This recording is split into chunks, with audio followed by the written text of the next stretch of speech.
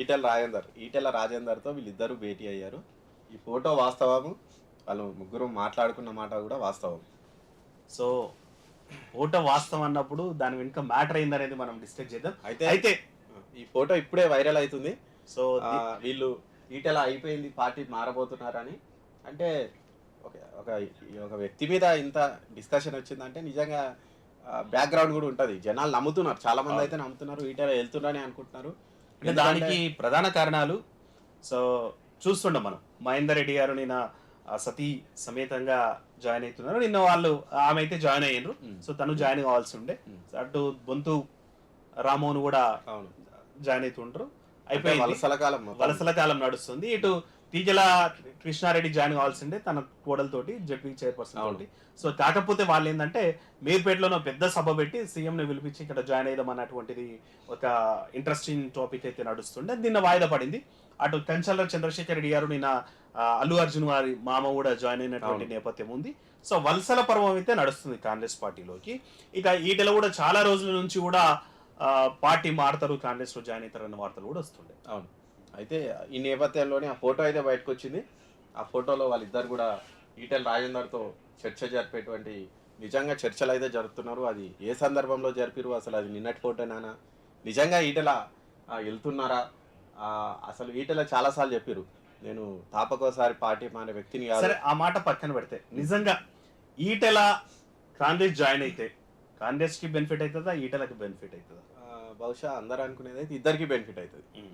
కాంగ్రెస్కు కరీంనగర్ ఆ ప్రాంతంలో ఇంకాస్త బలం అవుతుంది, ఈటెలకు కూడా కాంగ్రెస్ బలం అవుతుంది. ఎందుకంటే బీజేపీలో ఉంటే ఒక వర్గం ఓట్లు రాకపోవచ్చు, ఇంకా ఈ బీజేపీలో ఆయనకు అనుకున్నంత మర్యాద దక్కట్లేదు, అనుకున్నంత నేను షైన్ కావట్లేదు అన్న బాధ కూడా ఆయనలో ఉన్నట్టుంది. ఆయన అనుచరులు కూడా ఒత్తిడి తెస్తున్నట్టున్నారు. ఇవన్నీ కూడా ఆయనకు ప్లస్ అయ్యేటువంటి అవకాశాలు ఉన్నాయి. సో గత కొద్ది రోజుల నుంచి ఈటెల చూసుకున్నట్టయితే మనకి సైలెంట్ మోడ్ లో పోయినట్టే పెట్టింది. ఈవెన్ వైబ్రేషన్ మోడ్ అని కూడా సైలెంట్ మోడ్ లో మొత్తం సైలెంట్ గా ఉన్నారు. నిజంగా మరి ఈటెల పార్టీ మారుతున్నారా ఏంటి? ఇప్పటి నుంచో రేవంత్ రెడ్డికి ఈటెలకు మధ్య మంచి సన్నిహిత సంబంధాలు అయితే ఉన్నాయి. ఆయన ఇప్పటి నుంచో పార్టీలోకి ఆహ్వానిస్తున్న మాట కూడా వాస్తవము. కాకపోతే ఇటీవలే నేను బీజేపీలో జాయిన్ అయినా, మళ్ళీ పార్టీ మారితే నా రెప్యుటేషన్ దెబ్బతింటది. అయితే మీరు అన్నట్టు అప్పుడు రేవంత్ రెడ్డి కూడా అప్పుడు బైపోల్లో సో అవుట్ రైట్ గా ఈటెల గెలుపుకు సహకరించారు అనేటువంటి ఆరోపణలు, విమర్శలు కూడా వచ్చినాయి. అప్పుడు బల్మూరు వెంకట్ని పెట్టి తనని కూడా కొంచెం బలిపశం చేశారన్నటువంటిది కాంగ్రెస్ శ్రేణులని కాకపోయినా మిగిలిన చాలా శ్రేణులు అయితే విమర్శలు చేసినాయి. ఈటెల రాజేందర్ ఈవెన్ బీఆర్ఎస్ పార్టీ అభ్యర్థులతో పాటు మిగిలిన విమర్శలు ఏంటి అంటే ఈటెల రాజేందర్కి అవుట్ రైట్ గా రేవంత్ సపోర్ట్ చేసిండ్రు అన్నటువంటిది. మరి ఆ సన్నిహితంతో ఈరోజు మరి చర్చ జరుగుతుంది అని చెప్పొచ్చా?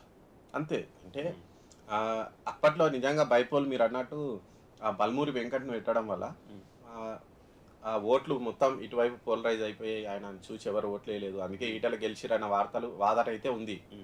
చాలా తక్కువ మెజార్టీ కదా అప్పుడు. ఆ మెజార్టీకి రేవంత్ రెడ్డి కూడా కాస్త సహకరించిండని అయితే టాక్ అయితే ఉంది.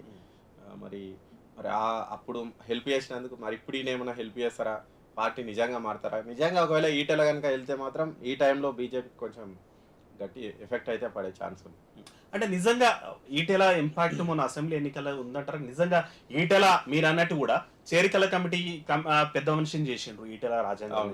సో మరి పెద్ద అనుకున్నంత బీజేపీ ఎక్స్పెక్ట్ చేసినంత అయితే ఈటెల చేసిండని అయితే పెద్ద అయితే ఏం కనిపించలేదు. నిజంగా వాస్తవానికి కాషాయ దళంలో అది కూడా అసంతృప్తి అయితే ఉంది. ఈటెల అనుకున్నంత అయితే తీసుకుపోలేదు. ఇంకోటి ఏంటంటే add on point. So KCR కి ఎంత చరిష్మా ఉండేనో అంతకుముందు ఈటెల రాజేందర్కి, హరీష్ రావుకి కూడా వాళ్ళ సమకాలికలు సమ ఎక్స్పీరియన్స్ ఉన్న వాళ్ళు అని చెప్పాలి. సో వాళ్ళకి సేమ్ ఇప్పుడు ఈటెల రాజేందర్కి అనేట ఆయనకి కేసీఆర్కి ఏ మూలల ఏ లీడరు ఉపయోగపడతాడో, తర్వాత ఈవెన్ హరీష్ రావుకి ఎంత నాలెడ్జ్ ఉందో తెలంగాణ మీద, ఏ ప్రాజెక్టు మీద ఏడ నీళ్లు వారుతాయి, ఏడ పాయింట్ వత్తితే ఆ ఊర్లో రాజకీయాలు నడుస్తాయి, అవన్నీ కూడా ఈటెల రాజేందర్ కూడా తెలుస్తున్నటువంటిది ఉండదు. మరి ఆయన చరిష్మా నిజంగా కేసీఆర్ తోటో హరీష్ రావుతో కంపారిజన్ చేస్తే మొన్న అసెంబ్లీ ఎన్నికల ఇప్పుడు ఏలేడి మహేశ్వర్ రెడ్డికి గెలిపేం, ఈటెల రాజేందర్ గెలిపేం కాదు, తర్వాత కాటపల్లి రమణారెడ్డిది ఆయనదేం కాదు, తర్వాత రాజాసింగ్ గెలుపు ఆయనదేం కాదు, ఇట్లా ఈవెన్ ఈయననే ఓడిపోయినటువంటిది. నిజంగా ఈటెల రాజేందర్కి ఆ చరిష్మా ఉందని చెప్పొచ్చా? 2 చోట్ల పోటీ చేసిన 2 చోట్ల కూడా ఓడిపోయినటువంటి నేపథ్యమే ఉంది. మరి రెండవది కమిటీ ఇంకోటి ఏంటంటే ఓ విమర్శ కూడా ఉంది, కొన్ని చోట్ల గెలిచే ప్లేసెస్ లో